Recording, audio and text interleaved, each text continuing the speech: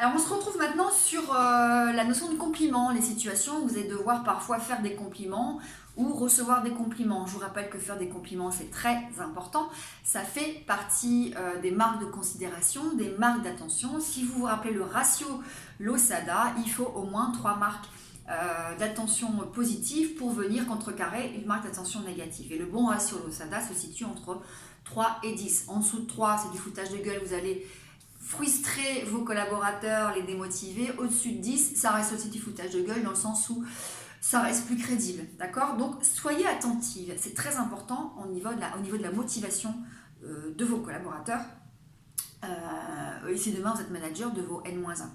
Alors comment on fait pour recevoir un compliment? Moi j'ai envie de vous dire, recevoir un compliment et faire un compliment, il n'y a rien de plus facile, en tout cas pour moi il n'y a rien de plus facile parce que c'est quelque chose que je sais bien faire et que je reçois aussi plus facilement. C'est plus facile pour moi de les donner que de les recevoir, c'est vrai, mais ça reste quand même facile. Alors, recevoir un compliment, est-ce que je commence par ça? Non, je vais commencer par donner un compliment. Alors, donner un compliment, on va d'abord demander l'autorisation. Voilà, est-ce que je peux te dire quelque chose? J'aimerais effectivement te dire quelque chose, c'est une demande d'autorisation.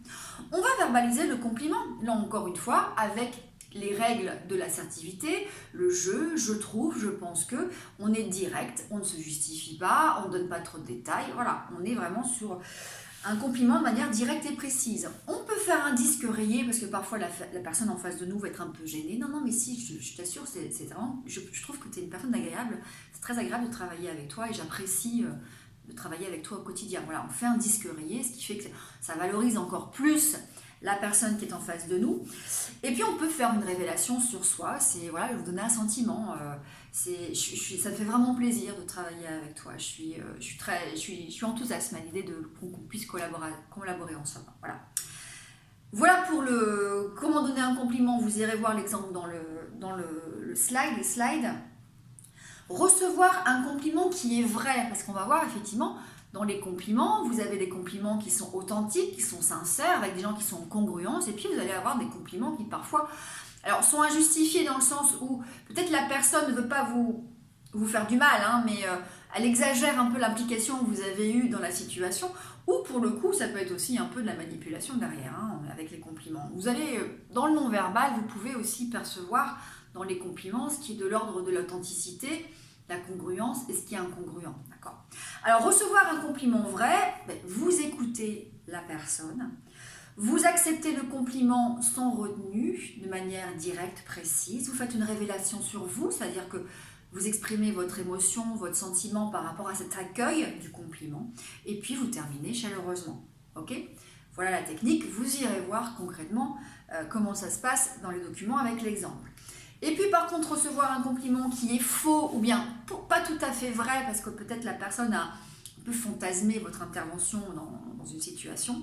Encore une fois, vous écoutez la personne, vous acceptez le compliment, mais vous allez rétablir la vérité de manière précise, avec un questionnement positif. Donc on peut faire une enquête, mais qu'est-ce qui te fait penser que potentiellement c'est moi qui ai intervenu pour ton rapport, voilà. Vous faites une révélation sur vous, je suis gênée effectivement parce que je pense que c'est grâce à toi effectivement que tu as eu ce poste, et puis vous terminez chaleureusement. Okay, vous irez voir là encore l'exemple pour ce qui est de recevoir un compliment qui est faux et pas tout à fait vrai. Et puis je vais terminer avec, voilà, j'enchaîne parce que là c'était court au niveau de la vidéo, avec comment gérer la colère de l'autre. Alors effectivement, quand on doit gérer la colère de l'autre, ça va vous arriver, moi ça m'est arrivé, je vous l'ai déjà expliqué plusieurs fois en entreprise, il faut à la fois se calmer intérieurement, parce que l'objectif en gérant votre colère et en gérant la colère de l'autre, c'est de ne pas aller au conflit. On va dire que l'assertivité, ça j'espère que maintenant vous l'avez compris, c'est bien de maintenir une relation saine. Potentiellement avec les gens avec qui vous travaillez en entreprise, vous allez devoir travailler demain avec eux tous les jours. Donc vous avez quand même tout intérêt à maintenir un niveau de relation qui soit positive, d'accord, une relation positive, une relation constructive, ok. Donc si vous voulez éviter le conflit, et on verra que dans l'escalade du conflit, on peut arriver à des ruptures, jusqu'à des violences verbales ou même physiques, hein, parfois, moi j'ai vu, dans des conventions, même des managers qui en sont arrivés jusqu'à la violence physique. Il va falloir d'abord maîtriser propres émotions. Et puis à un moment donné, aussi, voilà, calmer la personne qui est en face de vous, voir si elle ne se calme pas, on va mettre fin à la discussion pour la remettre plus tard. Une personne qui est dans l'émotion, retenez ça, que ce soit pour vous ou pour les autres, une personne qui est dans l'émotion ne peut pas faire preuve de discernement. Puisque quand on est dans l'émotion, et ça c'est cérébral, j'ai pas le temps de vous expliquer ça, à la limite si ça vous intéresse, je pourrais vous poster une vidéo que j'ai faite il y a très très longtemps sur les 3 cerveaux de McLean, hein. On l'avait vu en gestion du stress, hein. Donc le reptilien, le limbique et le néocortex. Quand on est dans les émotions, on est parfois au niveau reptilien et au niveau limbique. Enfin, reptilien c'est plutôt la survie, donc fuite, attaque, inertie. Tout ce qui est émotionnel, c'est au niveau du limbique. Forcément, quand c'est la partie limbique qui est sollicitée, on a, alors c'est aussi compliqué à vous expliquer, mais voilà, en général, ça passe par le néocortex, ça va revenir au limbique. Mais parfois, ça va directement au limbique, donc ça ne passe pas par le néocortex. Donc si ça ne passe pas par le néocortex, il n'y a pas de raisonnement, il n'y a pas de réflexion, il n'y a pas d'analyse. Vous êtes en mode... comment je dirais, homme des cavernes, hein. Vous êtes en mode homme des cavernes qui réfléchit pas et qui pense à sa survie et qui va se défendre. Okay, donc ce qui fait que quand une personne est dans l'émotion, elle n'a pas le discernement nécessaire ou la prise de recul nécessaire pour pouvoir prendre les choses correctement et analyser les choses. Donc il vaut mieux parfois dire écoute, tu me sembles en colère, tu me sembles énervé, je pense qu'on va arrêter la discussion ici. On la reprendra tout à l'heure, en fin de journée, voilà, ou demain matin si tu te sens mieux. Okay, il vaut mieux faire ça.